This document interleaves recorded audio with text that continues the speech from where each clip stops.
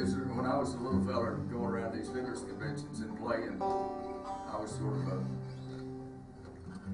arrogant, cocky little fella because I was good and I knew it.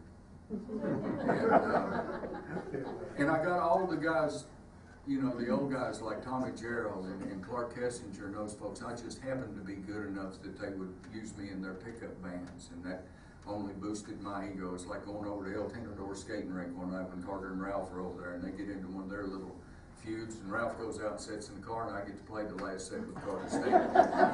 Wow. Or the same thing on Reno and Smiley's show. I'd go out to their shows, and when Don would pick up a guitar, he'd hand me his banjo, and I'd get to play the banjo on some of their programs, you know. So I really thought I was something. You know, Jimmy Painter, a high school teacher once upon a time, I'll tell you this, because if you ain't got no requests, shoot, I'll just talk for a while. I was able to maintain like a 93 or 94 average. I kept myself in the Beta Club or whatever, National Honor Society, whatever it was, and I didn't go to school back then. They all knew if I had to come to school for any period of time, I just quit, because I was going to be a musician. You know, I was going to go out and be this famous musician. And I had a high school principal to me and come up to me. His name was Jimmy Painter one time. And he said, one of these days, he said, you're like a big fish in a little pond. He said, one of these days you're going to go walk into a room where everybody's just as smart as you are, and some of them are going to be a whole lot smarter. And he said, remember my words. He said, it'll be the biggest shock you ever saw in your life.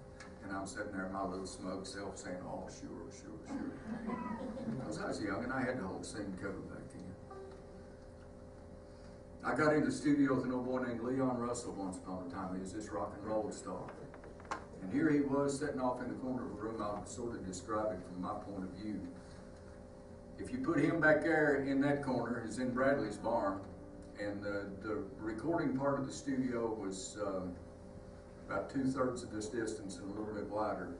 Leon back in the corner there, and on the other side of him is Ray Eddington and Bobby Thompson and Tut Taylor and myself playing a little old 5-string dobro. And so you had Lightning Chance playing the upright bass, Pig Robbins, Hargus Robbins playing the piano out in the middle of the floor there. Had J.J. Cale with that little old guitar his, had the back tore out of it, mess of a thing that he had. Had a drum cage out in the middle of it. Had Phoebe Snow with 3 other singers, Jim Buchanan with 3 fiddle players. That's all going on at one time. And I'm playing an instrument that literally we have to stick the microphone down inside the instrument so it can be heard. That's how loud it wasn't. So we're doing Uncle Pen. And he does it. And he's standing up there. He's got a 5th of Jack Daniels in one hand and a Winston cigarette in the other one, standing behind this podium reading off the words of this song, singing. And everything he's just trying to get what I found out later on when I did Shine Hallelujah Shine. You can literally hear a smile.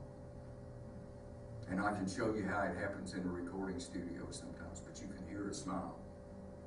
I recorded 43 songs once upon a time, and the only thing you could hear is probably one of the better records I ever did. The only thing you could hear on the 2-inch tape in between the songs was laughter.